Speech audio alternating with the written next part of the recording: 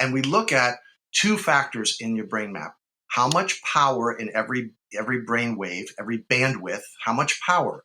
Do you have too much power or too little power, or a normal amount of power, normative range? And then we look at coherence, like the communicating signals. So an example of coherence would be you and I are talking, we can hear each other, we have normal coherence. If I mute myself and I'm talking, hypocoherence, it's too low, you can't hear me. And if I turn up your volume and turn up my volume and we're yelling at each other, that's hypercoherence. So think about the brain kind of screaming at different places inside, or racing thoughts. Hypocoherence is super sluggish. Another way to think about it is like too much gas and too much brake in the car. And so we're looking at these measures, coherence and power. Welcome to Life After Impact, the Concussion Recovery Podcast. I'm Dr. Ayla Wolf, and I will be hosting today's episode where we help you navigate the often confusing, frustrating, and overwhelming journey of concussion and brain injury recovery.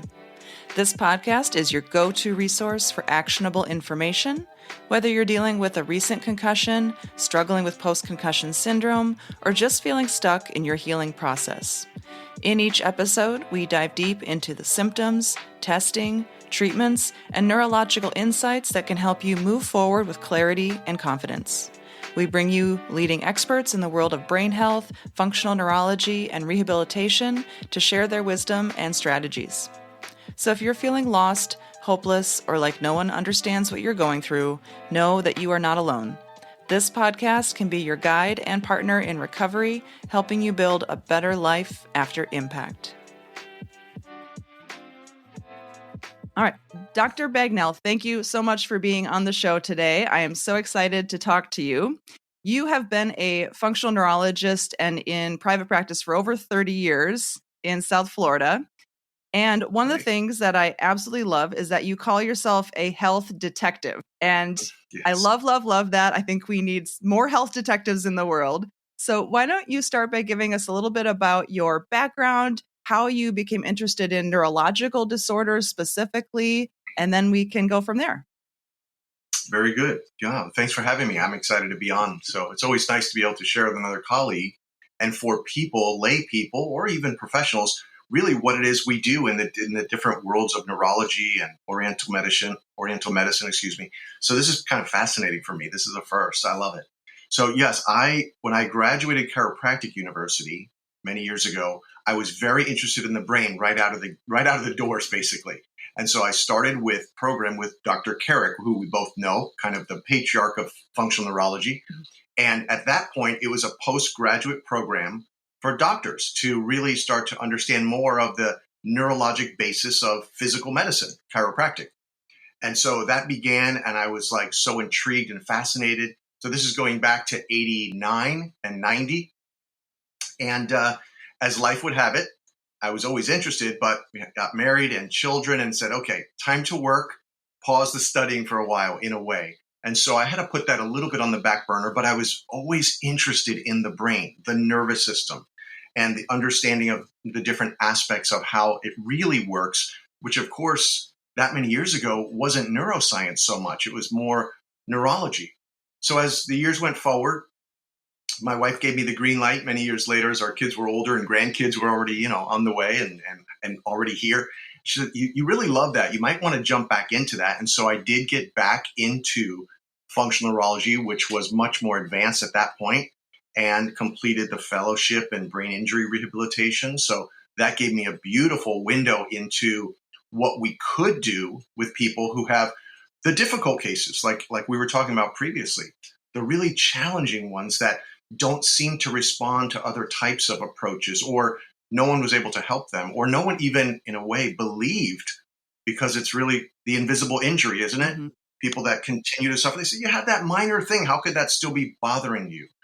So our work in functional neurology, yours and mine, has really opened up a window, maybe even a door, we might say, maybe even sliding doors, big doors into what's really going on in the brain, and how can we help people to not only recover, but optimize really their brain function, right?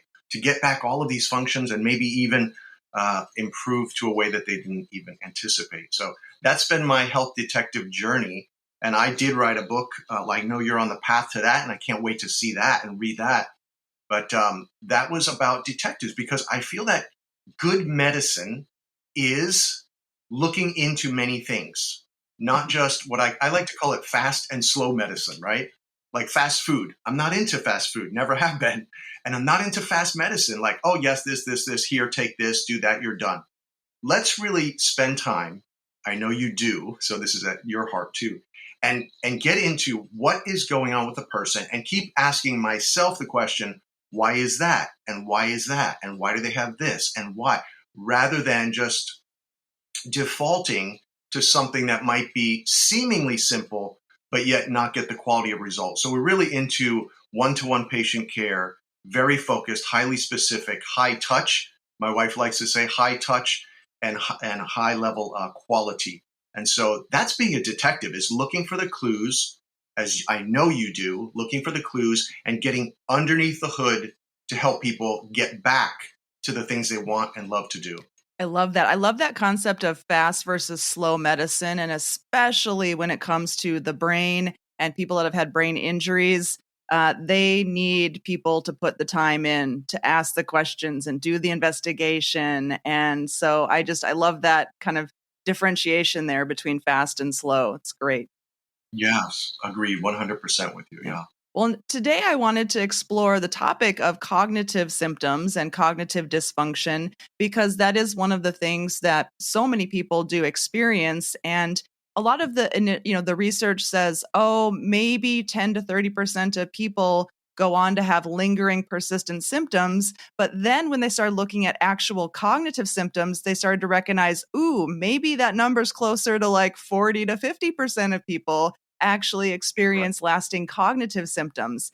And so I think Right. that now that the research has gotten a little bit better at paying attention to the cognitive aspect, we're recognizing that's really important.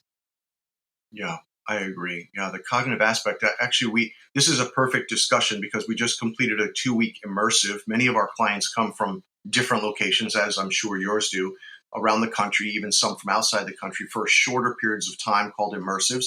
And this one young man who's in college, he was dealing with, let's just call it brain fog. That's the way he, positioned it, which affected his ability to function in college. So his cognitive abilities. And so when we looked at him, we had to get under the hood as a health detective and determine what could be causing this experience of a cognitive impairment, we could say in some official language, or brain fog in his language. And so he had been to the Mayo Clinic with his family. He had been to numerous other practitioners in different disciplines, looking at immunology, which of course could be a very important component, gastrointestinal, another very important component that should be considered. Mayo Clinic looking at things like chronic fatigue syndrome. When we looked at everything, all the information, and reevaluate everything neurologically, really from a hierarchy. We start with what I call brain-based healthcare. So here's another nugget. We think about brain-based healthcare. So we're looking at the brain to determine, is it primarily involved with what you're dealing with, or secondarily involved, or not involved?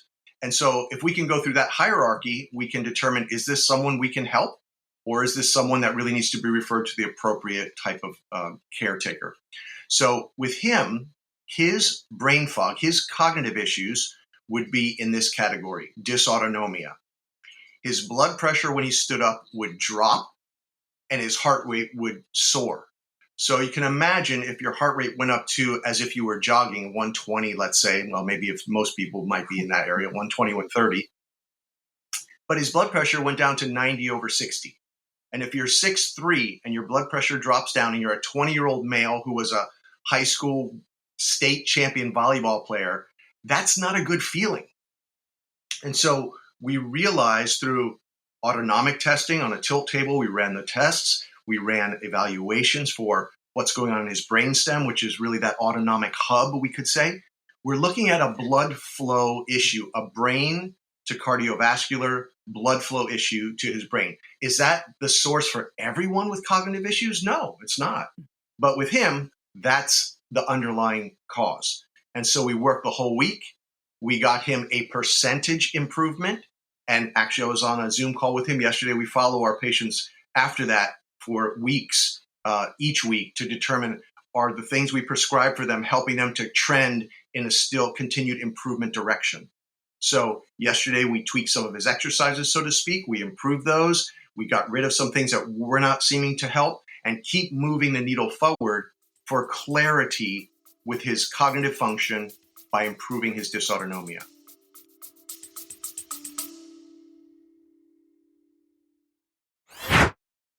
I've been drinking Purity coffee now for over 2 years, and one of the things that I absolutely love about Purity coffee is the fact that they do rigorous testing for mold toxins, pesticides, and heavy metals, which allows me to be able to drink their coffee and rest easy knowing that I am not consuming toxic chemicals, mycotoxins, or possibly heavy metals.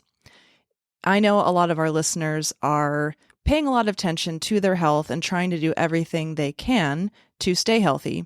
And if you are a coffee drinker, one of the things that I would recommend is making sure that you're drinking a coffee that isn't putting more toxins into your body.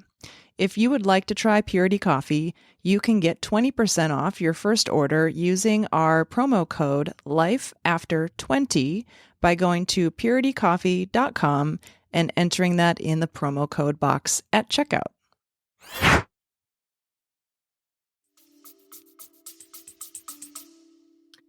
I love that. And I think that speaks volumes to the health detective that said, okay, we've got a case of brain fog. This could be coming from a gut dysbiosis. It could be coming from other issues. And so that autonomic testing is such an important foundation of the work that we do, because the autonomic nervous system controls so many things. And I think that one of the things that we often talk about, especially in the world of Chinese medicine and acupuncture, is blood flow, right? Blood flow to the brain. Yes. And I think also people can maybe get a little confused between global blood flow versus regional blood flow. And this idea that you can have kind of maybe in some cases normal overall global blood flow, but when you're trying to activate certain parts of your brain, it's your autonomic nervous system that is supposed to say, ooh, I need to send more blood flow to that prefrontal cortex so that people can be thinking and strategizing, and that actually might not be working so well either. Can you speak a little bit to how you are kind of assessing these maybe regional aspects of blood flow and activation? Yeah, very good. I love the way you're kind of taking what I'm saying and then kind of putting it in a better, I like you tie a bow on it. That's very good. So let's throw out a terminology for your listeners: neurovascular coupling. Neurovascular coupling, and I'm putting my fingers together. We can see on the video, like these things are bound together. So my nervous system, my nerves, neurology, is bound to my blood vessels to allow them to get a signal to function in that moment, as you're saying, even inside the brain where we're delivering blood flow in different directions. So as we need things in the body, if I'm going to run, I need to shunt blood to my legs and my lungs and, of course, my head. If I'm going to do bicep curls, I better shunt blood to my biceps. If I'm going to be working in a cognitive capacity, working in some problem solving, I better be shunting blood to that frontal lobe. And when someone has an injury, that system can become uncoupled. So it may not shunt blood at a moment, right? In the right moment that you need it, it may be a little delayed, which we call a latency. It may be a little slower. So I don't feel quite good. Oh, a very good example of this for most people who have experienced it. You're laying down, you stand up really quick, and you might feel a little bit of like, ooh, I'm a little lightheaded. I mean, most of us have felt that to some small degree.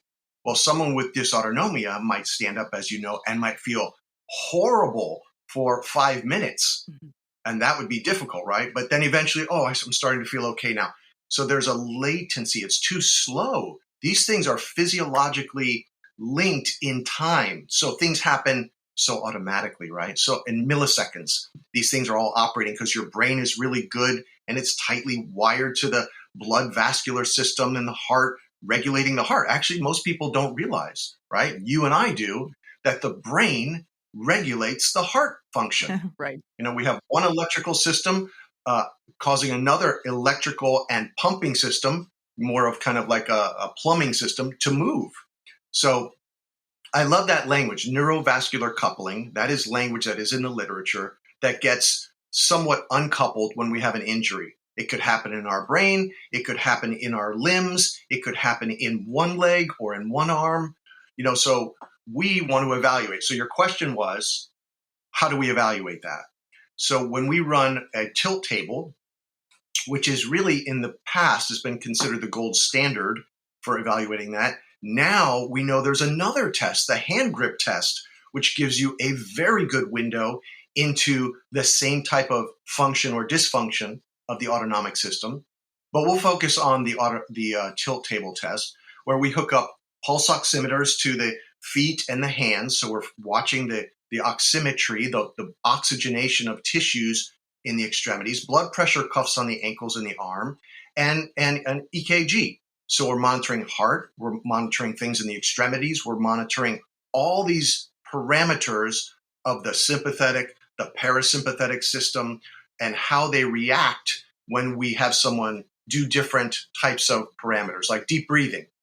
Maybe we'll have them do a breath hold, which is called a Valsalva, We'll have them do a hand grip during the test, and we'll bring the table up into an upright position, which really is not a stress for the person whose nervous system's working right, but it's a pretty big stress if your autonomic system has been injured through a concussion.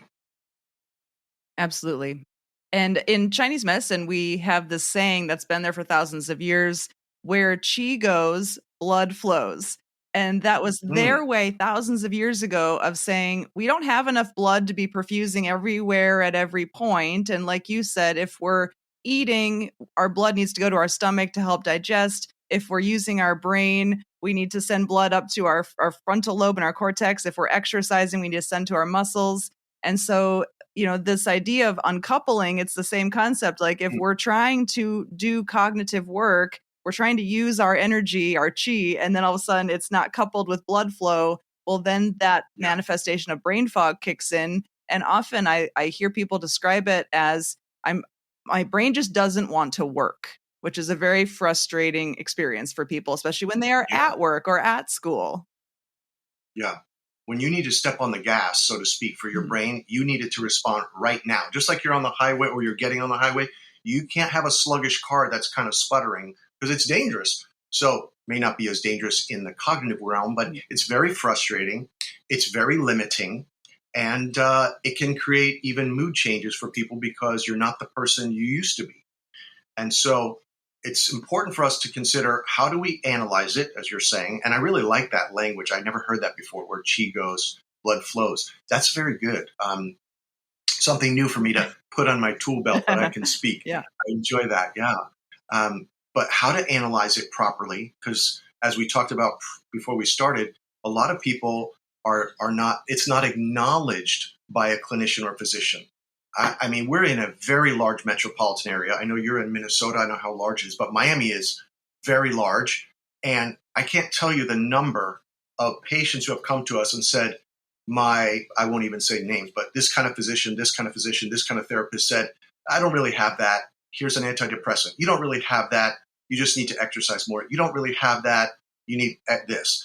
And I thought, my goodness, because we know people with brain injuries, it's very hard for them to get and longer term symptoms. It's very hard for them to get the proper type of analysis. We even had a 10-year-old boy from out of town who found out about us. Their parents brought him to us, and he had a concussion. He was a very high-level baseball player as a kid, got hit in the face with a fly ball, suffered a concussion, and weeks after that was suffering with various symptoms, anxiety, and a pediatric neurologist said, kids don't get concussions. And Are you serious? Are you kidding me? Wow. Are you kidding me? It reminds me of a movie where Matt Damon played Martian, the movie Martian. I don't know if maybe your listeners. Yeah, loved that book, loved the movie. Yeah, you like the books. Yeah, I need to read more. But all these are the things I'm reading, how the brain's working. But he says, they say to him when he says, we're going to have to come and get you. It's a delay. And he says, are you serious? Are you really serious? So, I mean, that's what I wanted to say. Of course, I didn't say that, but I thought this is a problem. But not everyone has the training. So I'm going to say that. Not everyone has the training, but at least don't diminish the fact that, and I will say this often because I think I've made many errors over the years, is that it's possible. I'll say to a patient, ask me, what do you think about this or that or this? I said, well, I guess it's possible. It is possible. Instead of shooting something down, we really want to support patients. We want to give them agency to recover their health. Even if it's not in my wheelhouse, someone might ask me something about a medication. I said, well, it might be a help. I'm not really certain, but it's possible. So I think giving open possibilities as a person that people come to, like yourself and myself, being careful with taking care of them, empathy and concern, and not thinking I know everything, because I certainly don't. I don't want to close the door on the possibility of hope for them. And we want to look at things prudently and rationally and with data and with information. Absolutely. And I think too, when you talk about doing the tilt table testing and you're observing that somebody's blood pressure is dropping and then their heart rate goes up, the conventional approach is to say, well, let's just try to artificially control this with pharmaceuticals. And so you do get a lot of people that are just given a beta blocker to try to lower the heart Yes. rate. And I think it's really important to recognize, the error in the system is the original error is not necessarily the elevated heart rate. That's just a reaction to everything else that's not functioning right. And so you're kind of 100%. coming in and trying to just squash a response to an error.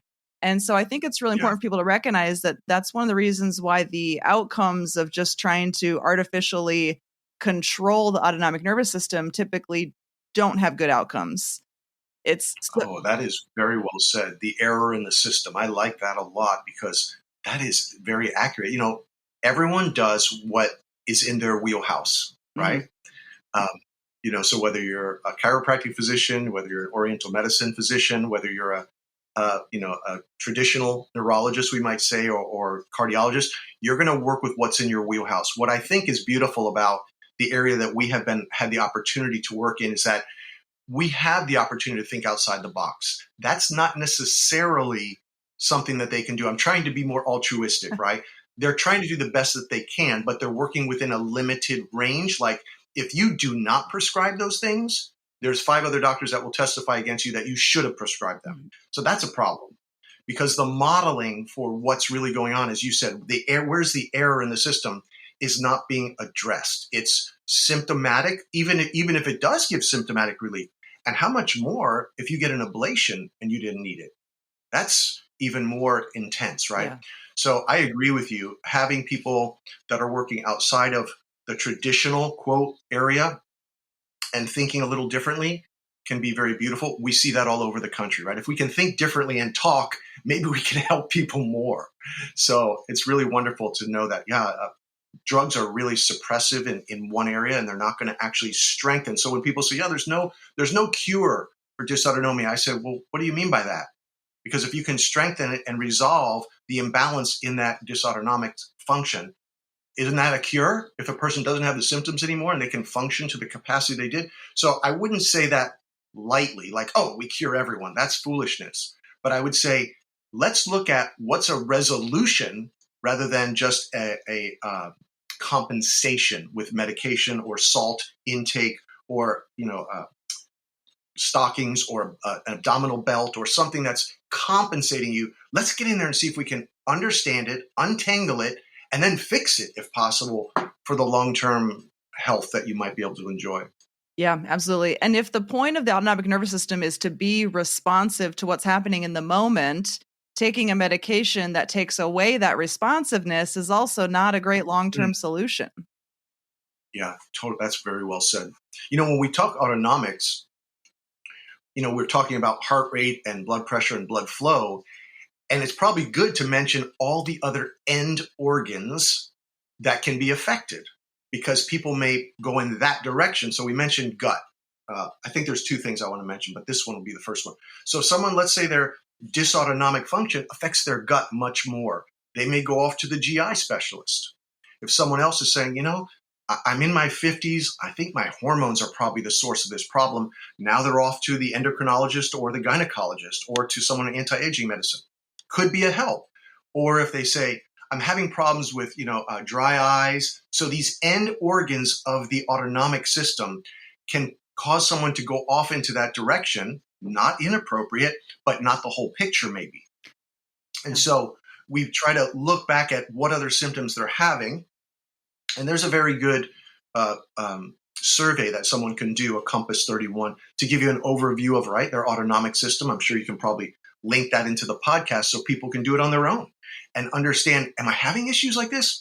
Because this might be part of all of my other issues as the underlying cause. I think that's really critical. I'll stop there because I keep having very long answers. So I'll give you a chance to jump in. That's great. And, to take it back to ancient Chinese medicine, which really did have a reference frame for dysautonomia, they talked about disharmonies, and they talked about disharmonies between the circadian rhythm and the ability to actually have a proper immune response, and these disharmonies between how the kidneys and the heart are functioning, and disharmonies between the liver and the spleen, or that really manifest as these digestive problems. And so they were really looking at this from a functional perspective a long time ago to say, where is the disharmony? And again, like, how can we harmonize the system? Which, when it comes to dysautonomia, that's really what we're trying to do too as functional neurologists, is we're like, how do we bring harmony back to a system that controls so many different things in the body? Yeah, I mean, so far ahead of its time, Oriental medicine, right? Even medicine back then. As you're saying that, it's like, yeah, they were right on the money. And you're talking about blood flow. We don't really talk about that in, we'll call it Western medicine or more modern medicine in terms of the whole body. It's rather that you have a circulatory issue, you go to, but not in terms of the whole body, like global or local or regional. But yet you all were doing it thousands of years ago, at least considering it. Now we just have different language, but it actually was already a thing. I've often thought of that when it comes to the chakras. And for my thought is just, and this is a little off topic, is what would be the kind of possible equivalent of that? And I'm thinking about the endocrine system, all these midline glandular functions that are energetic in a way. Anyway, that's just a little side note, but there's so many things that are, I don't even want to say confirmed in Western medicine, but as science has identified things, or as technology has been able to identify things, we go, oh, that was right on the money in Oriental medicine. That was right on the money. And so this is really beautiful that, you have the marriage in your own practice of those two things. I really appreciate that. Thank you. For me, I look at it as maps. If you're hiking in the woods, you need a trail map or a topographical map. If you're driving in a car, you want a road map. And so all these different forms of medicine and all these different ways of looking at the brain and the body they're just maps that we can use interchangeably to say, what is the appropriate map I want to use right now to kind of look at this particular problem.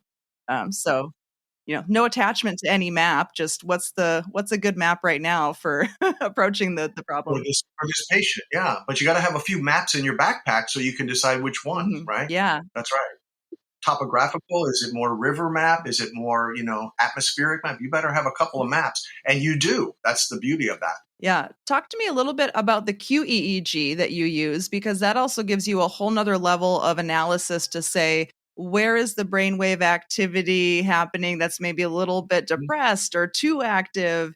And I would love if you could kind of tie that into patterns that you see in maybe people that are coming in with brain fog or cognitive symptoms versus, say, I know you do a lot of work with kids with ADHD. And I'd be curious if you could speak to maybe any kind of different patterns that you see with somebody that has ADHD versus somebody that's coming in with post-concussion syndrome and cognitive symptoms. Yeah, it's very good. So one of the analysis tools we use is a brain map, an EEG, known to us as a QEEG, as you mentioned, which is a quantitative EEG. So the difference, if someone says, yeah, I already did that, I went to the hospital, I had that after my concussion, and they didn't find anything. I said, no problem. So that's good. What they're primarily looking for, I would say, is any type of seizure activity post-concussion. So epileptiform, to use the right language. But in the absence of that, you're good to go. When we do the analysis, we take the data and we compare it to normative databases, one European model, one American model. And we look at two factors in your brain map. How much power in every brain wave, every bandwidth, how much power? Do you have too much power or too little power, or a normal amount of power, normative range? And then we look at coherence, like the communicating signals. So an example of coherence would be you and I are talking, we can hear each other, we have normal coherence. If I mute myself and I'm talking, hypocoherence, it's too low, you can't hear me. And if I turn up your volume and turn up my volume and we're yelling at each other, that's hypercoherence. So think about the brain kind of screaming at different places inside or racing thoughts. Hypocoherence is super sluggish. Another way to think about it is like too much gas and too much brake in the car. And so we're looking at these measures, coherence and power, and we compare them to a normative database. So we have people with post-concussion or concussion. We have people with cognitive issues, maybe from the concussion or not. And we have people with ADHD. Actually, as you know, someone could have a post-concussion effect and not have a classic ADHD diagnosed maybe early in their life, but could develop attentional problems because of the injury, right? Absolutely. So they may be more self-diagnosed. But there are signatures when you look at a brain map. So it's not really ethical to diagnose from a brain map. That's known across neuroethics when we're looking at EEG. But what we can do is say, there is a signature pattern here. There's a pattern. And that pattern is common with people who have brain injuries. And that pattern would be too much delta and too much high beta. So a quick class on the brainwaves, right? Very short, probably good for listeners. Yeah. 5 brainwaves, we'll just talk about that. Delta is very slow, deep sleep. Theta is a little bit faster. That's your REM sleep, very important. Alpha is a beautiful brainwave, the first one ever identified. Considered very flow state, very much where people want to train to be in their athletic best. So they're kind of relaxed, but they're still sharp and crisp and ready. I always say it's kind of like for us, waking up in Asheville on a fall morning and having a nice coffee on the deck and just being, I'm ready to go, but I'm chill. I love it. That's my thought of alpha, Yeah. Or maybe a summer in Minnesota, summer, but not winter. Can't be winter. Unless you love that, then it would be your alpha. Going snowshoeing during a snowfall is pretty relaxing. Oh, no, that's true. I haven't experienced it, but that sounds like, I think that would be a good thing. So alpha is this very flexible brainwave. It increases when we close our eyes. When you're visualizing something, if you're that type of person, your alpha goes high. If you're artistic, you have a lot of alpha. Then you go into beta. Beta is a higher brainwave. So if you're exercising a little bit, you're in a beta state, probably a low beta. High beta is complex problem solving. Very good if you're a complex problem solving, but can also be agitation, could also be anxiety if it's too much. Then we rise up into gamma. Gamma is a very high frequency. And I'm trying to make these just simple for people because there's a lot of detail that can be overlaid, but just what's a simple takeaway? Gamma is your memory binding into deep memory, the gestalt, understanding the bigger picture and being able to process that deep in the memory. So delta, theta, alpha, beta, high beta, gamma. Great. So when we look at someone with a brain map that has a lot of delta in one region, and they're not asleep during the taking of the brain map, and they have a lot of high beta, a question I would ask is, have you ever had a brain injury? Have you ever had a concussion? I ask it in different ways because some people say, no brain injury. Did you ever hit your head kind of hard and you kind of knew it for a while? Oh, yeah, that happened when I was 10 or 11. Because there's a lot of definitions. That's part of the problem, as you know, with concussion or MTBI. It's got this and they're trying to bring all that into one alignment in the consensus documents. But to this point, I think there's over 50 different definitions, which is a problem. Mm-hmm. So we look at that signature. Do you have that? And if they have that, we start considering and looking into that history very carefully. And then we want to re-regulate that brain, help that brain to self-regulate better. And that's through neurofeedback training, which is a passive form of therapy, very effective, and functional neurology, which is the active form of therapy layered together. And I'm very much a fan of the passive and the active together. In my experience, which is limited, my own personal experience, people's responses are faster than what you say, than previous history of only doing passive types of therapies. So passive types of therapies might be CBT, as you know, or audiovisual entrainment with sound and light, or neurofeedback, those would be considered passive, but they're very valuable to people recovering.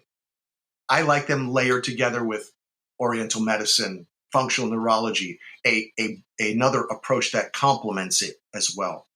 So I'll pause there for a minute. Did I answer the first part of that? You did, yes. And I love that you are also differentiating things between passive and active, because in my book, I use the same language to say, here are passive therapies that have shown to be helpful. Here are the active therapies. It's important that you do both. And I've heard Right. you speak before about, I think somebody had asked you a question of, well, what's a device I can try, or what's a therapy I can use? And you gave such a great answer, because you said, it's not just about let me go out and try one thing, let me just do vagal nerve stimulation, or let me just do acupuncture. It's about creating, this orchestra of therapies that really help to bring integrity back to the body. That is often a combination of these passive and active, and utilized in the appropriate dose, in the appropriate order, at the right time. And so I loved that that's kind of how you speak to it. Yeah, I agree with that. It's helpful for them to have a coach or kind of a quarterback to help them figure out what is their personal brain formula. That's kind of that's the language we use here. We help people determine their personal brain formula, whether you're a teenager, and if it's a younger child, then we help the parents determine their child's personal brain formula. What does that mean? What combination of things, therapies, exercises, diet might be the best based on the data we have for their family member? Yeah. I like to tell people, think of me like a personal trainer for your brain. There you go.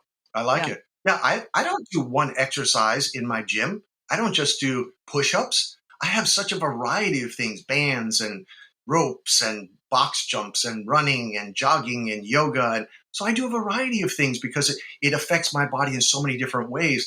And so why not the same thing with the brain? Aren't we going to get a better response because the brain is doing so much all the time? How about if we come at it from different directions and different angles and different types of demands on it to cause it to increase its bandwidth, literally, when we're talking about brainwaves? So another thought about brainwaves is with attentional issues. So we have some areas that are very important for attention. The midline, I read the other day, actually in a book, the lady discusses it as the mohawk area. So the midline, the cingulate, the limbic area, very important in attention. And then we have the frontal cortex, which most of us know. And so here's one thing people should start to think about, that your brain works in networks. This is really helpful. So it's not just this region or just that region. It's how they network together. And this is important. I talked with a father yesterday, came from out of the country with his daughter, the central executive network carrying out your activities. Like, we're there right now, but later we might drop our brain back into the default mode network and kind of step back, consider our future, consider things that are hopeful, consider, stepping back out of the activity of the day. And so these networks have to shift back and forth, and they do very well, beautifully, as a matter of fact, until there's an injury or there's a trauma or there is, etc., an immune problem that can affect the brain like a chemical concussion almost, right? We talk about that. You didn't have a physical injury, but you had so much chemistry, maybe from an immune overload or Lyme or mold. These things happen a lot down here, that it overwhelmed the brain chemically and caused the same type of dysfunction as if there was a physical injury. So it's an inflammatory cascade. Mm-hmm. So attentional issues, we work to train those areas of the brain that are involved to improve function, whether you have diagnosed ADHD or whether you're dealing with attentional problems as a result of an injury later. And that really touches cognition, because when you talk about cognition, attention, focus, and concentration are the three main components. Someone might say, no, memory. I say, yes, I agree 100%. So I'm just using these top three in this discussion: concentration, attention, and focus. And so we will do things to drive activity into those areas as long as there's good blood flow, adequate blood flow, in an appropriate manner, like you mentioned just a few minutes ago, dose specific. So we don't want to drive someone into complete fatigue. We want to kind of exercise that area of the brain as it's getting good blood flow, because we actually fix that first. And now that area is starting to become stronger, almost like a muscle, from a brain coach like you. Mm-hmm. And sorry to put you on the spot, but focus, concentration, and attention all sound like adjectives describing the same thing. Are you differentiating those three terms? They're a little bit different, yeah, because there's different regions that come into play. Not completely different. Like if you drew a Venn diagram, Mm-hmm. and you had overlapping focus, concentration, and attention, there are some areas that are consistent among all three in the middle, but they also have areas that are a bit different. And you can actually see these on a platform. Well, you don't see the diagram, but you can read them on a platform that you and I are both familiar with, that is out of Canada, actually, that we use for a lot of our cognitive assessment. But we actually use it in the office as well. I can mention it's Creios. It used to be Cambridge Brain Science. And so we'll use that with people where we'll do an active therapy, and then they'll come to the laptop and I'll say, okay, I'll load it. And they'll do one that is focusing on the right prefrontal cortex for attention. And they'll do that task, go back and do the active therapy, come back and do the task. And I'll work them back and forth, just as an example. And it's pretty marvelous to see, are they trending up? Are they staying level? Are they trending down? And then I may send that home through their email and have them do it every single day for a week until I'm seeing them again, or things like that. So I keep working the area that I feel is the most needed to bring up the other three. Because if they're all overlapping to some degree, if you strengthen one, you may have an effect on the others. And in fact, that's what we see. Mm-hmm. We see that. Yeah.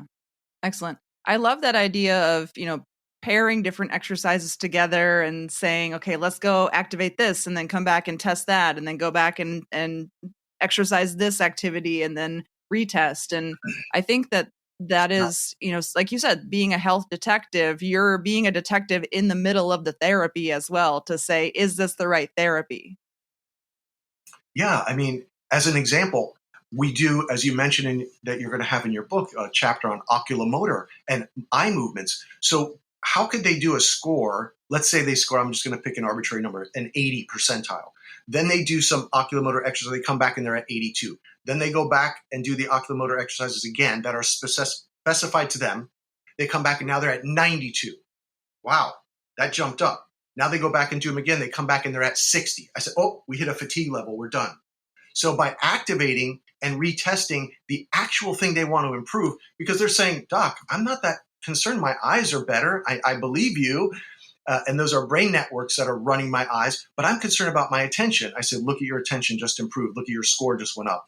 And that's what we're going to work on, but not excessively. So especially with people with post-concussion, we have to be cautious, and I know you are, to watch their metabolic capacity, not to push them too far. Because I have found, well, I think it's pretty classic. You have a group of people that don't push themselves hard enough. Mm-hmm. And then you have a lot of people that really just push themselves way too hard and they do too many things. And I'm talking about in post-concussion. And so our job is to help them, I'll say this word, shepherd them a little bit more here or a little bit less here. Kind of guide them, walk with them, help them through that, and kind of taper them down if they're going too much, or get them going a little bit more, maybe just to the next level if they're not kind of doing enough. Well, and that touches upon that really important concept of cognitive reserve. And I think that's where some of the maybe traditional neurocognitive testing is not capturing the point at which somebody gets fatigued. And so somebody that is coming in with a really high level of cognitive reserve and cognitive capacity, they get a concussion, maybe they can do a neurocognitive test and perform just fine on it the first time around. But if you ask them to sit there and keep repeating that test over and over again, all of a sudden you'd see their scores tank. And, Right. like for me, I remember, obviously I've had a number of concussions, and there was a time where if I had to drive my car for more than an hour and a half, my brain would get so tired, I would have to pull over and take a 20-minute nap. And then it was like I had, years later, I can drive for 13 hours in one day and be listening to podcasts and I'm completely fine, and it's that difference between I couldn't hold my attention and focus and concentration for more than 90 minutes to now I can do it for 13 hours. Wow. Because that's substantial difference. So there's so much that we have on our tool belt that can really help people, not only with post-concussion, but especially that are kind of struggling still to improve and get back functionality, whether it be through these different active or passive therapies, especially when it comes to the cognitive issues, like you're saying, is, getting the right fuel. I know you had that in the email there. I love the way you put that. Getting the blood flow appropriately going. If that's happening, then we're training those areas in a systematic way based on what their needs are, where they may have brainwave imbalances, increasing bandwidth and brainwave bandwidth, improving coherence. I didn't talk too much about that, but that's a whole nother animal. But just really having good, clean phone lines, so to speak, inside their head, so that the signaling is fast when it needs to be fast and it's calm when it needs to be calm. These are really wonderful things that we have, and we get to share them with people. And through this podcast, I'm glad we're able to do this. I love that. And so you have this cognitive testing platform, the Creos, that you can then also send home to people. And are you using that purely as a testing platform or also as a therapy? Yeah, therapy and testing. Yeah. And it also has outcome assessments. So we do a lot of outcome assessment testing. So, for instance, people dealing with anxiety, people dealing with depression, people dealing with possible bipolar, people dealing with PTSD. We can do an analysis on outcome assessments that are standardized in mental health, and I can keep following up with them. So as we have someone that leaves our care for an immersive, I can follow up with them month by month to see, are they trending still well in their improved level of anxiety and depression that was caused by PTSD. And so we can keep watching those trends with people, and which is what we like to do. Because people will often ask, right? I'm sure they ask you, how long will this last if we do this brain training? And I say, well, it's based on factors, but we're looking for long-term potentiation. We're looking for long-term improvements with people. And so that's always the goal. That's my bullseye. Can we get you back to what you love and want to do? And can we keep it for a long term? Those are the goals. And we have to see what we have to put in place to bring that to fruition. Yeah. Well, and we don't get to just, exercise our bodies for 6 weeks and then say, okay, now my muscles are toned and I'm strong and I don't have to exercise anymore. And so I think, for people who do ask those questions of, well, how long do I have to do these exercises? It's to everybody's benefit to see their brain as a complicated series of muscles that also need activation and training for their lifespan. Yeah, our brain, as you're saying that, what comes to my mind is that our brain is an afterthought until we have an injury. We're not even thinking about it. I know I wasn't. I've had, I estimate 5 to 8 concussions. I know you've had a history of those. We've both done very well, thankfully. It's just an afterthought. It's like people like, well, I didn't do things before. Why should I have to do them now? But we wouldn't think that with our body. That's already been drilled into us. Or with our teeth, right? Oh, no, I need regular dental work. And even so much to nutrition. No, I have to take in the right nutrients. I have to eat a particular way that's very good for me. A lot of people, not everyone. But with the brain, I think we just have to develop that with people, like a culture of that. I like what Dale Bredesen says out of UCLA, that every year maybe people should have a cognoscopy instead of just having a normal physical like we used to have. But having their brain evaluated would be beautiful. I always think that an EEG yearly would be fantastic, would be a great way to get a non-invasive baseline of how your brainwave activity is, and you go from there. Everyone would be different, but I think that's a very good, non-invasive, low-cost way to at least get some analysis on your brain. Absolutely. There was a study that came out that was estimating that millions and millions of Americans that are developing mild cognitive impairment, that's going missed. It's not being caught. And I do think within the world of fast medicine, there's almost an acceptance of, well, you're getting older, and so there's a certain amount of cognitive decline that we're just going to call normal. And I think that attitude, it takes quality of life away from people. Yeah, I agree with you. Yeah. It's an uphill battle. Because it's just, I think the way I think about it is one-to-one. I'm going to help the next one, and I'm going to help the next one or the next family, and I'm going to help educate them, because my wife and I feel that one of our primary roles is educators. We are educators for people, and we try to bring forth, information and data that is actionable. that they can decide to do something with. That's really kind of language that we enjoy. Give people agency, give them actionable data about themselves, about their environment, about their internal health that they can move forward on, whether it's gut health, metabolic health. But of course, it's under the umbrella of brain-based healthcare when it comes to our office. Yeah, absolutely. Switching gears, I wanted to talk a little bit about spatial awareness, because this is one of the things where when people get a concussion, the thing that I hear frequently is that they then start hitting their head all the time. And I think that that's something I'd love to talk about, because obviously we're talking about cognition, which is not just our ability to have focus and attention, but also these higher cortical areas in our brain is also where we have our maps of our body, our concept of spatial awareness. And one of the things that can often be affected is that that idea of where am I in space. Once we lose that or it becomes distorted, it becomes much easier to then hit your head on the cabinet or on the door frame of the car when you're getting out of it. And so I would love for you to speak a little bit to maybe how you're looking at testing that and what you see in your practice, and then some of these kind of body remapping therapies. Very good, because you mentioned earlier in the podcast maps. We were talking about having a map to analyze the person overall, but I was immediately thinking when you said that the maps in our head, we have maps in our brain. And a person's probably saying, what are you talking about? And I would tell any one of the listeners, right now, if you're a listener to this, you touch your right hand with your left hand. You just touch your top of your hand. You're not looking at it. Your brain knows, I just touched the top. Something touched the top of my hand, which I'm doing right now. So how does it know that? Because your brain has a map of your body on the inside. Actually, it has more than one map. It has many maps, not only to the physical structure, but it has sensory maps to know, oh, that's like something is on my left hand. Maybe it's a fly. Maybe it's a mosquito. Ouch. Or maybe it's something dangerous. So we have all kinds of maps that help us function in the world, navigate our body, move our body, know where our body is in space, know where the space is in relation to our body, tonotopic maps for sounds. We don't really have smell maps or olfactory maps, but we have tons of information stored in there based on things we've smelled before that are linked to memory, right? We do that actually with a lot of our memory work with people. Talk to them about some favorite smell that they might have. Might be, I'll just use like lavender, might be peppermint.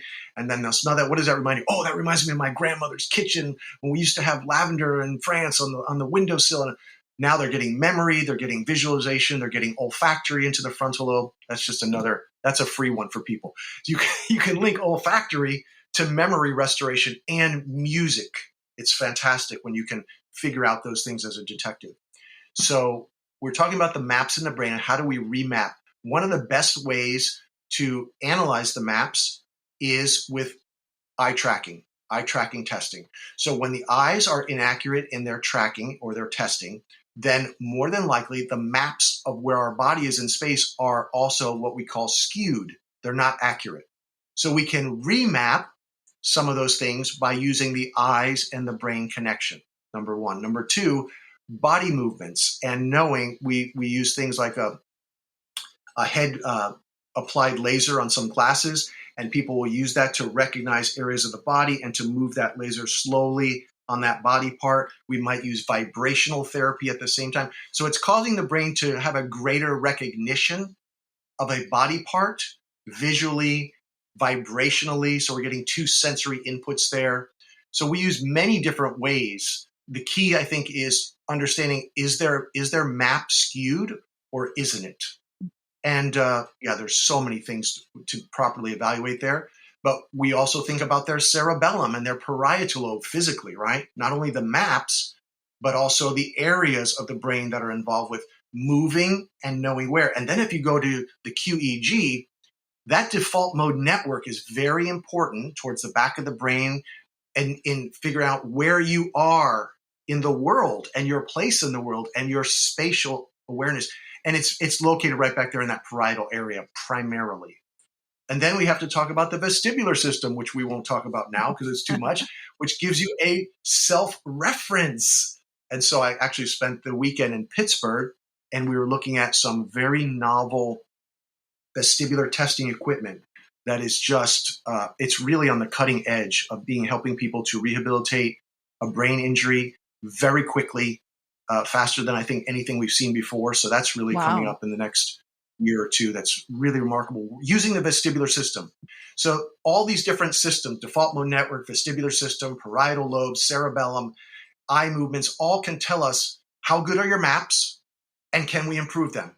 And we can use those same systems not only to test, but to treat them and improve them. I think that's the end of that statement. Yeah. Love it. I love it. And do you use transcranial magnetic stimulation in your practice, or do you refer out for that, or what are your thoughts on that? Because a lot of the research coming out is just so positive on it. Yeah, we do not use it. So first state that. I've always wanted it. Many years ago, that was one of the first things I looked into, but we put it on the back burner. And I think it has dramatic applications. It's being used primarily now, as I think we could say, I think this is a generalization, but we could say it, in psychiatry. And it's being used it's been approved with depression, non-responsive types of depression. But there's so many other applications for it. And so you have to be able to use it outside of that. I know one of our colleagues uses it in Texas with a lot of former military and PTSD, great results. She's brilliant with that. And so I think it's got great applications. It should be considered. Lately, there's been a trend here in South Florida where they're doing it with children. Little children, 3, 4, 5. I don't know enough about it, but I'm a little hesitant about that. So I guess knowing more about it might open my eyes, but I'm a little hesitant about that. I did see some of the pre and post data on one of the children that did that, and it caused a little bit of a pause in me. So I think it's got great applications. I think it's worthy of looking into and finding out who can do it, because it's also, just for listeners to be educated, caveat emptor. It's a money-making thing, and it's been brought into a lot of practices like that. It wouldn't be that way in functional neurology because many of our colleagues are working outside the box to improve OCD and other brain functionality. So you have to be cautious about what's being recommended and is it the right application. But it is a brilliant therapy, and I would highly recommend people look into it as a potential for them. Yeah, I had a patient who, through the VA hospital, actually, they were covering it, and she was doing it, every day, and it was very helpful. And so I love that even the VA is now utilizing these non-pharmaceutical options to address depression. Couldn't agree more. I mean, vagal stimulation, I know they're using, and now using this. TMS is brilliant. I'm wonderfully happy that those are in that space for people. Yeah. And on the topic of depression, I think it would be worthwhile to also explore this concept of, again, when we talk about depression, the age-old approach has been, it's a neurotransmitter imbalance. Let's just give people some pharmaceuticals to modulate the neurotransmitters. I think it's really important for people to recognize that the brain produces neurotransmitters and different neurotransmitters in different parts of the brain, and that a lot of the brain activation work that we do in functional neurology has the ability to actually create better integrity and bring function back to these areas that actually produce neurotransmitters. And so maybe speak a little bit to this concept of neurotransmitters in the brain and the difference between just trying to pharmaceutically come in and kind of push pathways versus this idea of engaging different networks and activating different parts of the brain. Right. I mean, wonderfully stated. It's, the previous model in psychiatry has been pharmaceuticals. It's a chemical imbalance. I think most people can acknowledge that, at least if you're of over 40 years of age, you've heard that before. It's a chemical imbalance. And so could there be a chemistry imbalance? Certainly there could be. It's absolutely possible. Very hard to measure those things. There's some different schools of thought of measuring it through urinary excretion or through this or that. But anyway, it's difficult to measure neurotransmitters. So most of it has been used, diagnosed on symptoms, how you feel. Dr. Daniel Amen would say, why have we been the one profession not using imaging to understand what's going on in the organ we're treating when everyone else has been? So that's from Dr. Daniel Amen, one of the top psychiatrists in the world. And so with that, we can say that, yes, dopamine is produced in the brainstem, serotonin is produced in the brainstem, norepinephrine is produced in the brainstem. These are three of the major chemistries that our brain uses. Yes, there's serotonin produced in the gut. but sometimes that gets a little too much attention maybe. So it doesn't mean that you shouldn't have a healthier diet. It does not mean that. What I'm saying is it's not all the serotonin in your gut is going to your brain. Your brain is making much of what it needs right there, very close to it. So yes, this brain stem, which we talked about earlier, is the autonomic hub, you could say, of the brain. This brainstem is actually creating chemistry by firing. So we go from the ancient Chinese thought, where qi goes, blood flows, to Sherrington, right? I think it was Sherrington. If it fires together, it wires together. And now we're going to firing creates chemistry. Yeah. Oh, wait a minute. Firing creates chemistry of neurons? Yes, that's how they talk to each other. So we can approach it from the chemistry, or approach it from getting it to fire properly because it may have been suppressed. So yes, we have seen dramatic mood changes in many individuals with functional neurology applications by treating things in a region that increases chemistry activation. And many times we have to add by subtraction. You say, what does that mean? We have to take away too many things they're putting in so that their brain can start working properly. And we do that whether it might be, maybe there's too many supplements they're taking. Maybe there's too many medications that they're taking. And many people don't want to do that. They just don't know what is the other option. They need another health detective or coach to kind of present some other maps to them to think about how they might be able to do this. And we've been, I would say, pretty successful in that and helping people navigate away from some of those things because they got the improvement that they needed. And now they're more functional. Yeah. I love that. And I think that's so important for people to recognize is that, like you said, there's a lot of focus on the gut's production of serotonin, but a lot of that serotonin does stay in the gut. And it really is the brain that is producing its own neurotransmitters that can at times be suppressed because of an injury. And we can bring activation back to these regions that then it's kind of like jumpstarting a car. All of a sudden, the areas are firing again. They can produce their own neurotransmitters, and you start to actually very naturally get the brain's neurotransmitter balance back in play simply by providing the right activation. Totally. And that's such a key component, especially with people with ADHD when we're working with them, and that brainstem function for proper dopamine levels, I would say, and more appropriate levels, would be the better word, of serotonin. So now, and their epinephrine, norepinephrine. So their attentional issues can improve from a chemistry side as well as strengthening brain networks and so forth. Before we wrap up, I would love for you to talk about your work with dolphins because it's so unique and it sounds absolutely phenomenal. So share a little bit about this very special thing that you're doing. Who would have thunk it that it would be such an incredible thing? Yeah, everyone would, because for me it was like, oh, the holy grail kind of thing. When I was a kid, I wanted to be working with Jacques Cousteau. I don't know if you remember that name. So my mom even helped me write a letter because I wanted to go and visit the Calypso. That was what I wanted to do. So many years later, this opportunity comes up with some of our patients who are co-owners in habitats, dolphin habitats around the world. Well, they happen to be very close to us here in South Florida in the Keys. And so they said, there are some occupational therapists and physical therapists that work in another facility down there with children with disabilities. Would you consider doing something in neuroscience with the dolphins and with clients? And I said, oh, wow, this is an interesting opportunity. So we spent the better part of 6 months going down there almost every weekend, working with the marine mammal specialists in the water and determining what types of movements the dolphins could do that our clients could do that would actually integrate things in the brain. And so that was the beginning of it. And then we ran a number of camps with larger family groups. We had 2 different families one time and another family another time. So we had about 6 to 8 people. And they would do on land. First, we evaluated everyone, right? Evaluated their brain function, brain maps, eye tracking, everything. And then we designed therapies for each individual person on land and then in the water. So they would train on land for an hour and a half. Then they'd be in the water for an hour. Then they'd have lunch. Then they train on land and they train in the water. We did that for a week. And so we did that over 2 camps. Since then, of course, the pandemic, there was a big change in the environment. And so we have gone back and periodically worked with one client at a time. And it's been similar. So now we work out of our facility where they'll do on-land dry training, so to speak, based on what they need. Then we'll go down to the Keys and they'll do sessions in the water with the dolphins based on the exercises we developed together, which have a lot to do with the vestibular system.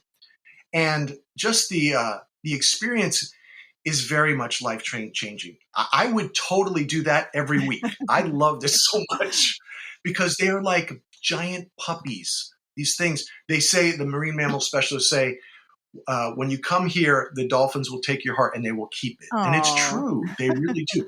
They're incredibly intuitive animals. We had one lady who is the wife of a doctor, and he brought her down with a seizure disorder. And so we do this one component where we call it a dolphin meditation. So you'll lay on your back floating with a device under your feet and under your shoulders. You have a vest on and you're in the lagoon. And this marine mammal specialist will bring the dolphin around and they are echolocating around you.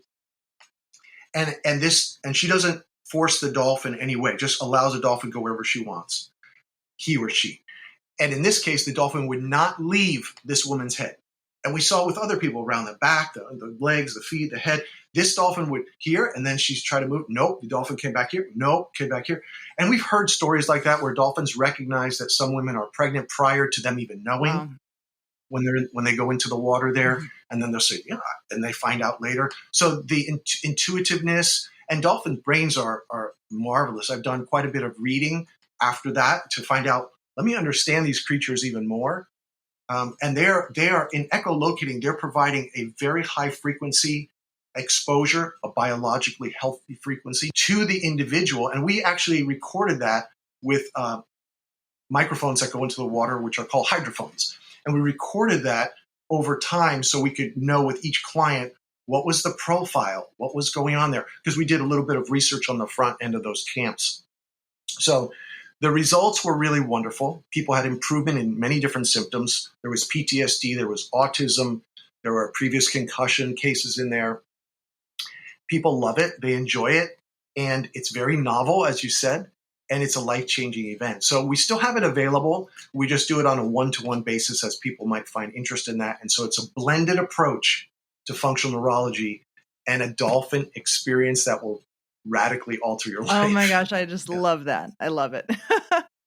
Well, thank you so much for being so generous with your time. I know you have to run. Where can people find you? Maybe give us some of your information there.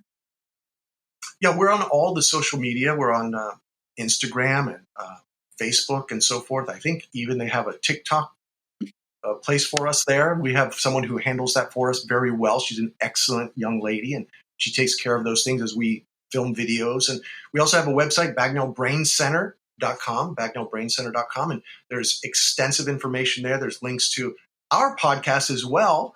And I love that you invited me to yours, so I appreciate it so much. So yeah, we have a Neuro Collective podcast on Spotify that people can listen to. Excellent. Awesome. I will put all of that in the show notes so people can click on all those links. And thank you so much. This has been a wonderful conversation. I appreciate it. Thank you so much.